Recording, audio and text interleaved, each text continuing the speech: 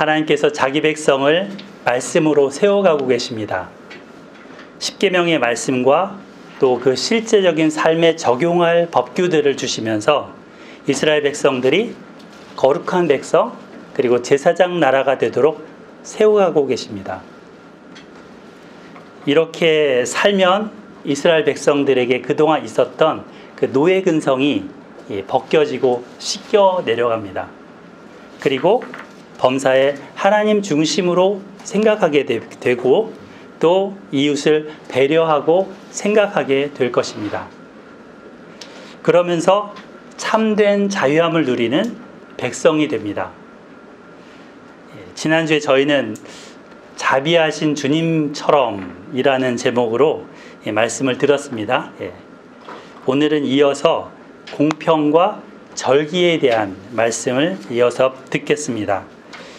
이 법규들의 결론으로 주시는 또 약속에 대해서도 새겨보도록 하겠습니다. 오늘 말씀의 제목을 뭐로 했죠? 앞서 보내실, 한자를 읽기 어렵나요? 사자. 사자 왕벌. 같이 읽어봐요. 시작. 앞서 보내실 사자 왕벌. 왕벌이 큰 게 있죠? 눈을 딱 하고서는 여러분들 쳐다보고 있습니다. 무섭나요? 서인자매님? 괜찮나요? 올 봄부터 사방천지에 뭐가 피었냐면 꽃들이 피어났습니다. 그죠? 그리고 지금은 또 지는 꽃들도 있고 또 다시 또 이렇게 여름꽃으로 피는 꽃들도 있습니다. 얼마 전에 이제 캐모마일을 이렇게 캐게 됐는데 그 캐모마일로 차를 끓여서 마시기도 하는데 그 꽃들이 너무 이쁜 거예요. 또 들판에 있는 여러 약초 같은 꽃들도 나름대로 꽃들이 굉장히 이쁘더라고요. 이 꽃들은 각기 향기와 색상을 가지고 뭐를 부릅니까? 여기 벌. 벌을 부릅니다. 물론 나비도 부릅니다. 그래서 이 벌은 이제 꽃에게 가서 그죠? 뭐를 따요? 꿀을 따죠. 꿀을 따고 이것들을 모아서 자신들의 양분으로 삼습니다. 사람들은 이것을 또 막 뺏어다가 꿀을 막 만들어서 빵에 찍어 바르고 이렇게 먹죠. 벌은 꿀을 연상시킵니다. 우리 모두 그 벌처럼 또 꿀을 너무 좋아합니다.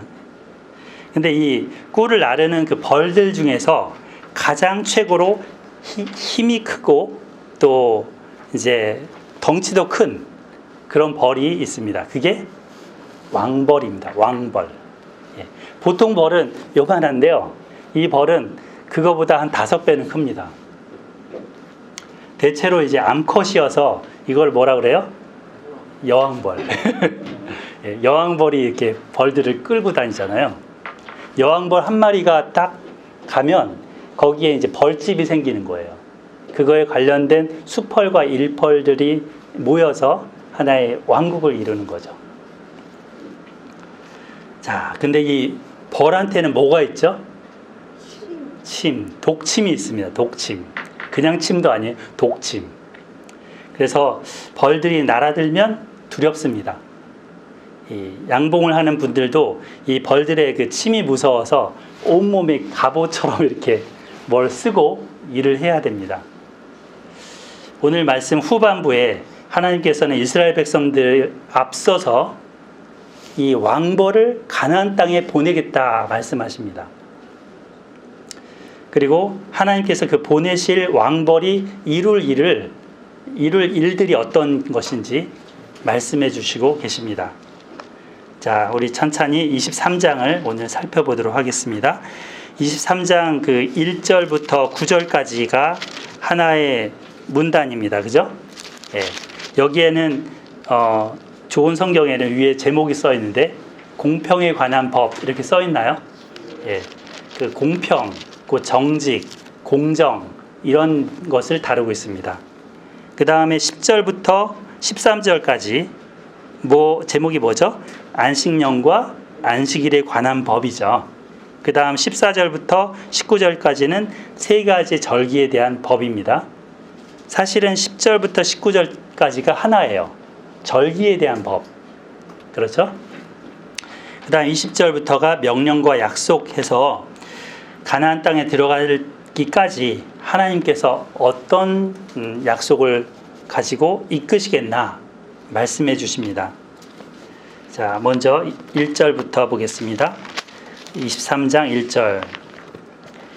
너는 거짓된 풍설을 퍼뜨리지 말며 악인과 연합하여 위증하는 증인이 되지 말며 다수를 따라 악을 행하지 말며 송사의 다수를 따라 부당한 증언을 하지 말며 가난한 자의 송사라고 해서 편벽되이 두둔하지 말지니라.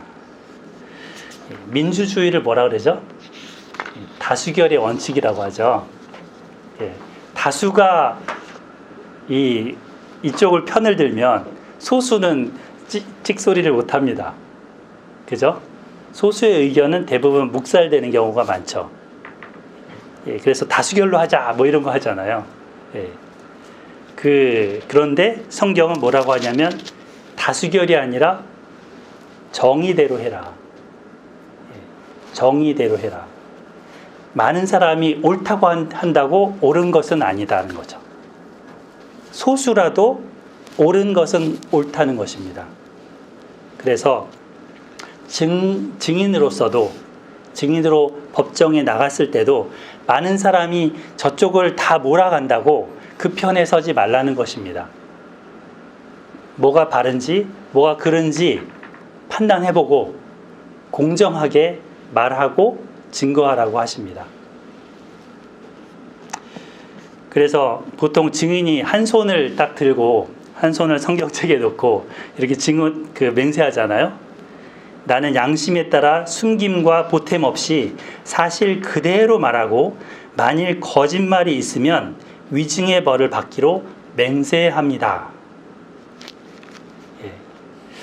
그래서 이 하나님의 언약 백성도 거짓 풍설을 퍼뜨리지 말고 악인과 연합하여 위증하는 증인이 되지 말라 하십니다. 다수를 따라 악을 행하지 말라 하십니다. 심지어는 지난주에 우리 가난한 자, 고아, 과부, 이방 나그네를 도와주라고 했잖아요. 그죠? 근데 그런 가난한 자의 송사라고 해서 두둔하지 말라 하십니다.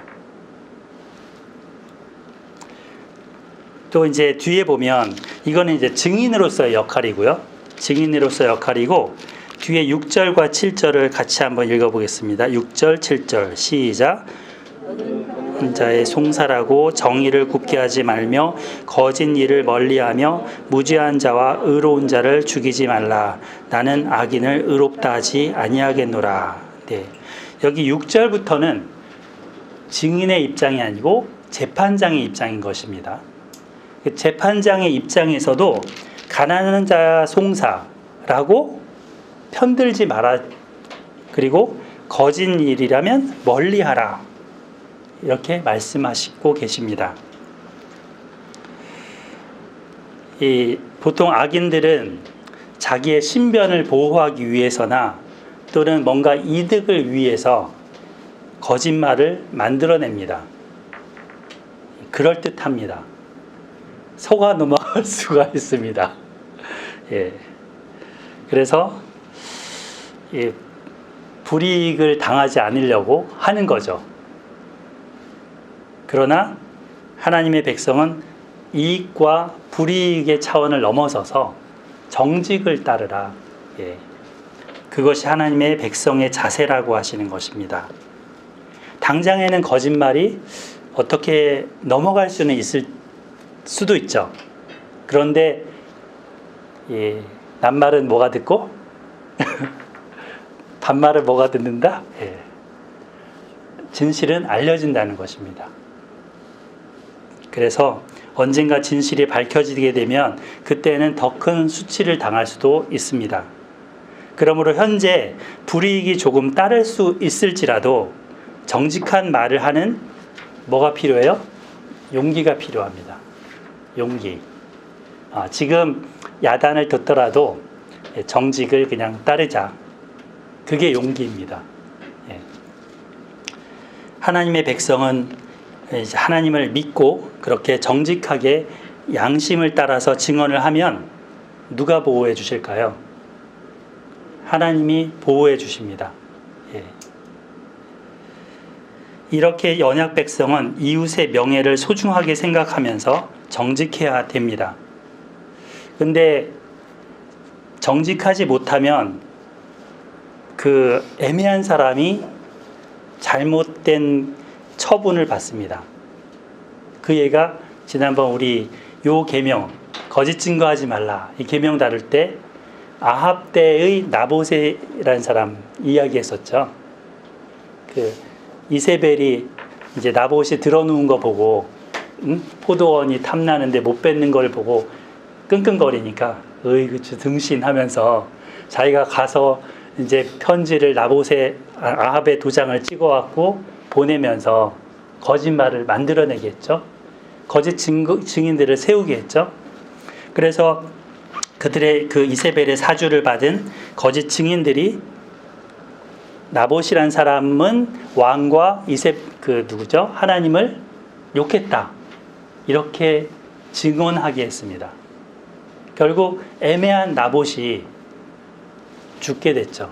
돌에 맞아 죽게 됐고 또 그 갖고 있던 포도밭도 아합에게 뺏겼습니다. 하나님은 진노하셨죠. 이것을 인해서 억울한 피가 흘려졌던 것입니다. 이 가난한 자라고 해서 그들의 송사를 무조건 편들어줘서도 안 된다는 것입니다. 우리나라 그 군사 독재 시절 때 참 많은 사람들이 남영동에 끌려갔었습니다. 그 당시에는 권력의 어떤 시종 같은 그런 사람들에 의해서 애매한 사람들이 고문도 많이 받았습니다. 하지도 않은 일을 했다고 쓰라고 자백서를 쓰게 하고 그리고 물고문을 시키거나 그런 괴로움을 받기도 했습니다. 참 가짜 증인들은 이런 가짜 증언들을 함으로써 누명을 씌우는 것이죠. 그러나 하나님은 이것을 다 보고 계십니다. 재판하는 그 장면 속에 하나님은 다 듣고 계시고 보고 계시다는 것입니다. 하나님이 없으면 마음대로 해도 되겠죠. 그들의 결정대로 이루어질 테니까. 그러나 하나님은 최후 심판에 다 묻고 그것에 따라서 이렇게 하실 것입니다. 처분을 하실 것입니다. 사실 우리 주 예수님께서도 무죄한 자였고 의로운 자였습니다. 그런데 종교 지도자들이 로마에 대항하는 자다라고 몰아서 빌라도의 손에 넘겼습니다. 그들이 기소한 그 기소 내용은 누가복음 23장 2절에 있습니다. 거기 보면 우리 백성을 미혹하고 가이사에게 세금 바치는 것을 금하며 자칭 왕 그리스도라 하더이다 라고 고소했습니다. 지금 고소한 그 범죄한 내역이 세 가지죠. 그죠? 첫 번째는 백성을 미혹했다는 거예요. 두 번째는 세금 바치는 걸 금했다. 사실 근데 물어봤을 때 뭐라 그랬어요? 가이사의 것은 가이사에게, 하나님의 것은 하나님께 드리라 그랬잖아요. 거짓 증언이죠. 백성을 미혹했다라는 것도 굉장히 모호한 그런 내용입니다. 세 번째, 자칭 왕 그리스도라 하더이다. 근데 왕이라고 하면 당시 로마 황제에 대항하는 것이죠. 반역죄 맞죠. 근데 이제 빌라도가 봤을 때 과연 그런가? 미심쩍었습니다. 그래서 잡혀온 예수님한테 보니까 예수님 행색이 어때요? 왕 같아요? 안 같잖아요. 그래서 직접 묻습니다. 네가 어떤 종류의 왕이냐고. 그러니까 예수님이 자기는 왕으로서 진리에 대해서 증언하는 것이 내가 왕으로서 하는 일이다 라고 하십니다. 빌라도가 신문에 보니까 사실상 죄가 아닙니다. 죄가 없습니다. 첫 번째, 두 번째, 세 번째 기소한 것들이 다 죄목으로 예수님께 뒤집어 씌울 수 있는 게 아니었습니다. 그래서 빌라도는 뭐라 그래요? 나는 죽일 죄가 없다. 그죠?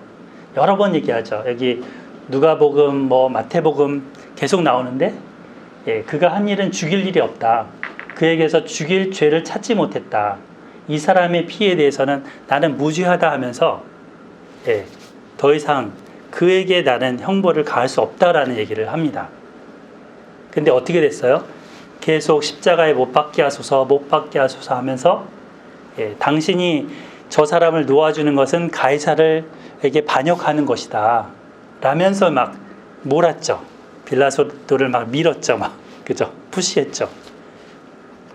빌라도는 비겁하게 불의에 타협해 버렸습니다. 다수를 따라서, 아까 나왔잖아요.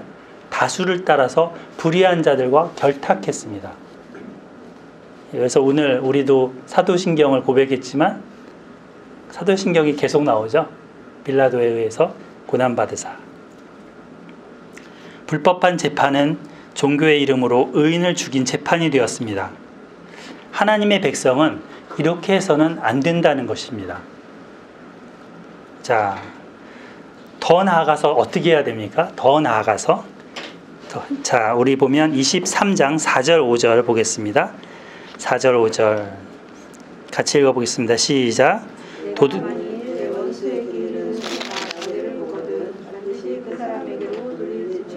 네가 만일 너를 미워하는 자의 나귀가 짐을 싣고 엎드러짐을 보거든 그것을 버려두지 말고 그것을 도와 그 짐을 부릴지니라. 네.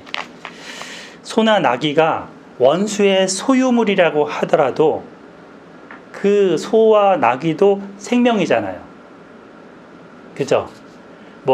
강아지, 요즘은 소와 나귀를 안 키우니까 강아지하고 고양이라고 칩시다. 근데 옆집에 굉장히 미워하는 사람이 있어요. 근데 그 강아지를 잃어버린 거예요. 근데 내가 가다가 어디 보니까 강아지가 어디 낑겨 있는데 찾은 거예요. 근데 되게 미워하는 사람의 강아지야. 그렇더라도 찾아서 돌려주라는 것입니다. 그죠? 고양이가 그 미워하는 집의 그 친구가 아니죠. 원수의, 고양이가 어디 구렁이에 빠져 있어요. 그러면 그렇더라도 걔를 건져주라는 것입니다. 내 개인의 감정을 거기 실어갖고 그 대상까지 미워하지 말라고 하십니다. 원수에게 속한 그 길 잃은 소, 원수에게 속한 엎드러진 나귀를 보고 지나치지 말아라. 이것이야말로 그 원수까지 사랑하라 하셨던 산상수훈의 예수님 말씀하고 같은 거 아닙니까? 그죠? 예수님이 새로운 말씀 하신 게 아니죠. 출애굽기 말씀을 그대로 풀어서 말씀해 주신 겁니다. 예수님 자신이 아까 빌라도와 종교 지도자들에 의해서 그런 어처구니 없는 상태로 당했음에도 어떻게 하셨어요? 예수님은 십자가상에서 저들을 용서해 달라고, 자기들이 하는 짓을 알지 못합니다 라고 하나님께 맡깁니다. 원수이지만 감정적으로 해결을 안 하시고 이렇게 하시는 거죠. 우리로서는 사실 참 따라가기 힘든 말씀 아닙니까? 이를 갈 수 있는 그런 원수라면 그의 모든 것까지 다 미운 거 아니에요? 그죠? 옷 하나까지도 미운 거 아니에요? 그러나 하나님은 그것과 구분 지으라고 하십니다. 이렇게 대해주면 원수가 어떻게 나중에 나올까요? 미안해하겠죠. 고마워하면서도 미안해하고, 그래서 나중에 보면 잠언서에서는 그의 행위가 하나님을 기쁘시게 하면 그의 원수라도 친구가 되게 하신다고 했습니다.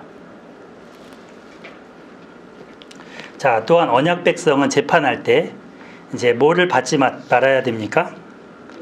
8절 뇌물을 받지 말라 이렇게 돼 있죠. 뇌물. 뇌물은 어떤 물일까? 이런 물은 아닌데요. 예, 뒤로 주는 거죠, 이렇게. 뒤로 이렇게 주는 거, 뭐 감춰서 이렇게 둘러서 주는 거. 네. 그리고 그 안에 주는 사람의 뭔가 속셈이 같이 묻혀서 주는 거. 순수한 선물이 아닌 거죠. 네. 뇌물을 받지 말라. 뇌물이 왜 문제가 된답니까? 밝은 자의 눈을 어둡게 하고, 원래 이 사람 눈이 잘 보는 눈이었어요. 그죠? 그 바른 것과 그른 것을 구별할 수 있는 눈이었어요. 밝은 눈이었어요. 근데 어둡게 되면, 캄캄하게 되면 구분이 안 되죠. 자, 캄캄한 암실에 들어갔다고 쳐보세요. 뭐 카메라 이제 사진 현상하는 데 같은 깜깜한 데 들어갔다고 쳐보세요. 이게 백인지 이게 흑인지 구별이 안 가죠.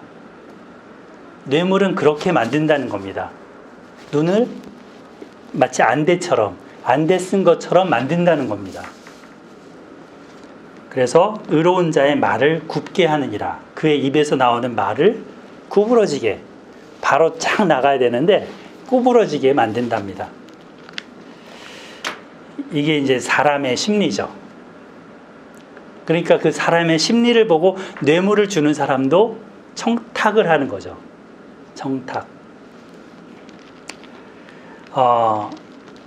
성경은 그래서 아예 뇌물은 거들떠 보지도 말라고 주의하십니다. 뇌물을 주고받을 때 정이 오고 가는 게 아니고 사회의 정의가 왜곡이 됩니다. 부정 청탁, 또 금품 수수, 이런 것에 대한 법률이 좀 강화가 됐어요. 2016년에 그 법이 강화가 돼서 나왔는데 그게 일명 김영란법 들어보셨죠? 예. 그 김영란 재판장에서 이제 그 만들어진 법인데 청탁금지법이라고 하죠. 공직사회 부패가 굉장히 많았기 때문에 이것을 척결하기 위한 아주 극단의 조치를 내린 겁니다.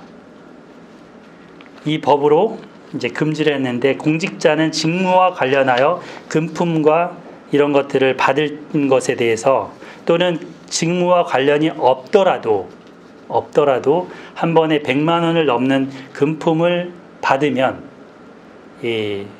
이것에 대해서 3년 이하의 징역과 3천만 원 이하의 벌금을 부과하게 됐습니다. 그래서 그 받은 금액에 있어서 또 돌려줘야 되는데 2배 내지는 5배까지 과태료가 부과되었습니다. 그래갖고 이게 처음 발효가 됐을 때 뭐 설날, 뭐 추석 이럴 때 문의가 상당히 많았죠. 얼마까지 되는지, 뭐 그저 이거는 되는지 안 되는지 뭐 이러면서 굉장히 여러 가지 논의가 많았습니다.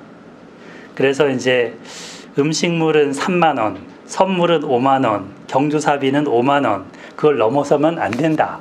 이렇게 선을 그었습니다. 단 화환은 10만 원까지. 네. 사실 우리나라 그 부패 지수가 우리나라가 OECD 국가라고는 하지만 거의 부패 지수에 있어서 가장 낮습니다. 그 부패 지수가 높다는 거죠, 사실은. 그 등수에 있어서 밑에 부분입니다.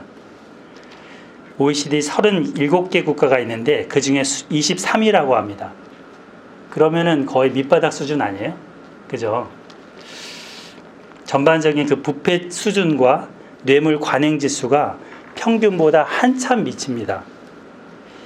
아직도 그런 공직사회 일선의 부패가 나아지지 못하고 도리어 나빠지고 있다고 합니다. 전반적으로는 뭔가 정직성이랄지 이런 것들이 좀 올라가고 있긴 한데, 저기 보시면 그래프에, 그죠? 올라가고 있긴 한데 그래도 문제가 많다고 합니다. 저도 사실은 위치가 위치니만큼 연구원이잖아요. 그러면 이제 조경공사, 설계, 뭐 건축 관련한 업체들 심사를 하거든요. 그러면 그 업체에서 이게 찾아옵니다. 이렇게 그 뭐랄까 지정을 해갖고 업체에서 이제 관련된 사람을 이렇게 지정을 해갖고 이렇게 찾아와서 부탁을 하는 거죠. 미리 설명도 해준다든지. 예. 그래서 참 예, 이런 유혹들을 받습니다. 옆으로 찔러주는 그런 것. 근데 이 말씀을 따라 뇌물을 멀리하고 공정한 심사를 해야 된다라는 것을 다시 한번 마음에 새기게 됩니다. 잠시 눈앞에 그 달콤한 것에 현혹되면 어떻게 돼요? 신세를 망치는 거죠. 뉴스에서 나오잖아요. 예. 재수 없어 걸리는 게 아니에요. 예. 재수 없어서 안 걸리는 겁니다. 걸리는 사람이 오히려 날 수도 있습니다. 마지막 심판 때 드러날 것이기 때문입니다. 근데 이런 벌을 두려워해서가 아니고 사실은 성경은 사랑을 이유로 조심하라고 합니다. 사랑 때문에 조심하라. 하나님의 법의 핵심의 원리가 뭐예요? 하나님 사랑, 이웃 사랑이잖아요. 그러니까 하나님을 사랑하기 때문에, 이웃을 사랑하기 때문에 이것을 멀리하라는 거죠. 자, 29장 3절을 같이 읽어보겠습니다. 29장 9절 23장 9절 시작. 너는 이방 나그네를 압제하지 말라. 너희가 이 애국 땅에서 나그네 되었은즉 나그네의 사정을 아느니라. 예. 지난주에 우리 이 부분도 나눴었죠. 예. 나그네 형편을 너희가 이해하지 않냐. 그러니까 사랑해 주라. 사정을 알고 사랑해 주라. 자, 두 번째 주제로 넘어갑니다. 두 번째 주제는 숨을 돌리게 하라. 이렇게 이제 제목을 잡아봤습니다. 자, 우리 한번 호흡을 한번 크게 들이마시고 한번 내쉬어볼까요? 마스크를 써서 이게 어렵죠? 예. 하나님의 그 네 번째 계명, 안식일을 기억하여 거룩하게 지키라 하셨는데, 이 말씀이 이제 확장돼서 안식 1단위에서 연 단위로 지금 확장이 된 부분입니다. 안식연이라는 것을 말씀하십니다. 10절부터 11절인데 너는 6대 동안에 너의 땅에 파종하여 그 소산을 거두고 7째 해에는 갈지 말고 묵혀두어서 네 백성의 가난한 자들이 먹게 하라. 그 남은 것은 들짐승이 먹으리라. 네 포도원과 감람원도 그리할지니라 하셨습니다. 지금 이 안식년이라는 제도는 그 땅이 하나님의 것이다 라는 거죠. 자, 여기 보세요. 자, 안식년이 몇 년에 한 번씩 오냐면 7년에 한 번씩 오죠. 예. 그러니까 6년 동안은 땅을 열심히 농사를 지어서 작물을 거두고 곡식이 거두면 창고에 넣고 할 수 있죠. 7년째는 이렇게 갈지 말라는 거예요. 땅을 갈지도 말고 그 땅에다 뭐 심지도 말고 거두지도 말고 그냥 놔두라는 거예요. 내가 주인이면, 이 땅에 내가 주인이면 할 수 있죠, 그냥. 그런데 땅의 주인이 하나님이에요. 하나님이 그렇게 하지 말라는 거예요. 이 땅을 경작하는 우리 인생은 거기에 소작인인 거죠. 잠시 이렇게 맡아서 경작하는 사람. 그러니까 이 말씀대로 하라는 거예요. 자, 그렇게 땅을 돌보라. 그 이유가 뒤에 나오죠. 묵혀두라. 왜냐하면 그 가난한 자들로 하여금 먹을 것이 있도록, 들짐승으로 하여금 먹을 것이 있도록 하기 위함이라는 거죠. 네가 다 거두어갖고 너 혼자 배불리지 말고 옆에 못 먹는 사람들의 막 그 먹을 거 찾아내는 짐승마저도 걔네들도 좀 배려해줘라. 얼마나 큰 하나님의 사랑이 담겨 있어요. 그죠? 앞서 종에 대한 법에서도 나왔죠. 6년 동안 너 열심히 부려먹었으면 7년째에는 내보내줘. 자유케 해줘. 하셨잖아요. 마찬가지로 땅도 7년째에는 쉼을 주라 합니다. 보통 농사 지어보신 우리 권사님, 예, 아시겠지만 땅에 계속 작물을 계속 심으면 땅심이 떨어진다고 하죠. 이렇게 작물이 그래서 잘 안 되죠, 잘. 네. 그래서 돌아가면서 뭐 이렇게 요 땅은 쉬게 하고 요 땅은 이렇게 하고 이런 경작을 하기도 하고 작물을 바꿔가면서 하기도 하고 합니다. 그죠? 잘 아시네요. 그래서 땅으로 하여금 뭔가 재생할 수 있는 기간이 필요하다는 거죠. 근데 이것이 3,500년 전 하나님은 이미 말씀하신 거예요. 이 땅을 쉬게 하는 것. 근데 이렇게 하면서 궁극적인 영원한 안식처를 또 기대하고 생각하게 합니다. 안식의 날, 안식. 숨 쉴 날. 레위기 25장 한번 보겠습니다. 레위기 25장 넘어가 볼까요? 뒤로 가면요.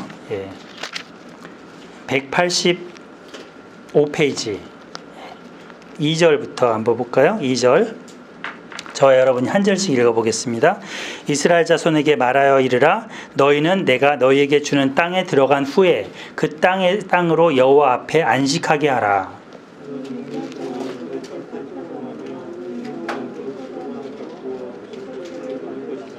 일곱째 해에는 그 땅이 쉬어 안식하게 할지니 여호와께 대한 안식이라. 너는 그 밭에 파종하거나 포도원을 가꾸지 말며.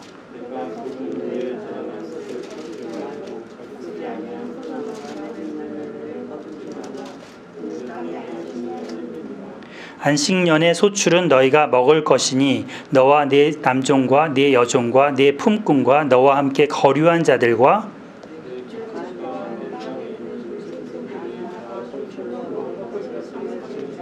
여기도 나오죠. 6절 7절에 그 안식년의 소출은 누가 먹는다? 너도 먹어.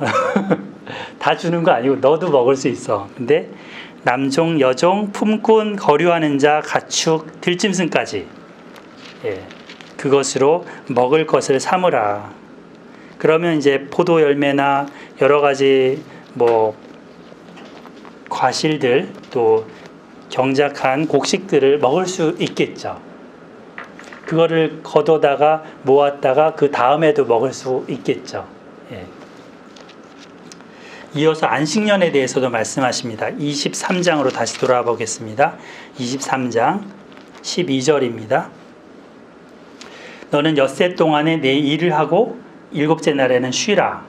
네 소와 나귀가 쉴 것이며 네 여종의 자식과 나그네가 숨을 돌리리라. 여기 숨을 돌리리라. 숨 쉴 틈이 없었다는 거죠. 그전에는.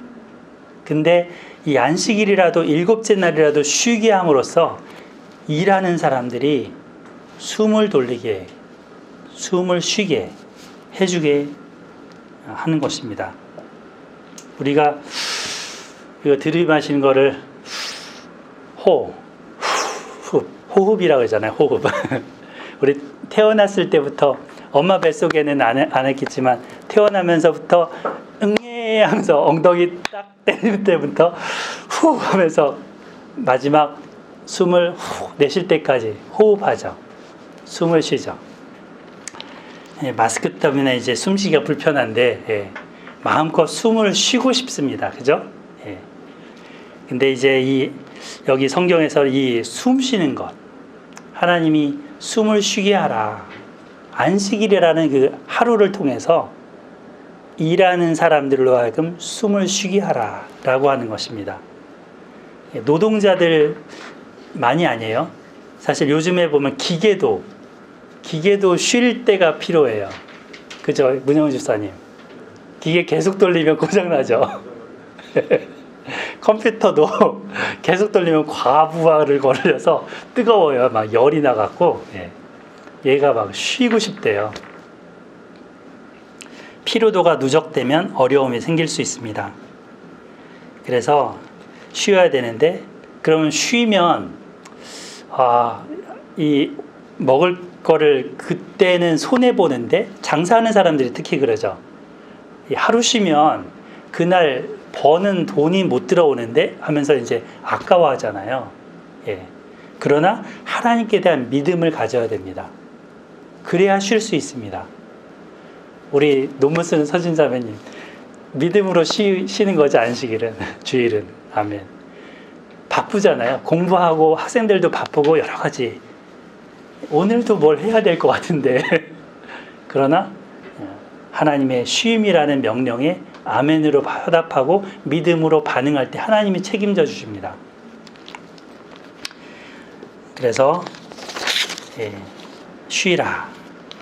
이 안식의 한자 뜻이 편안하다 할 때 안자, 숨, 호흡, 숨을 쉬다 할 때 식자예요. 숨식. 여기 나오죠? 숨식.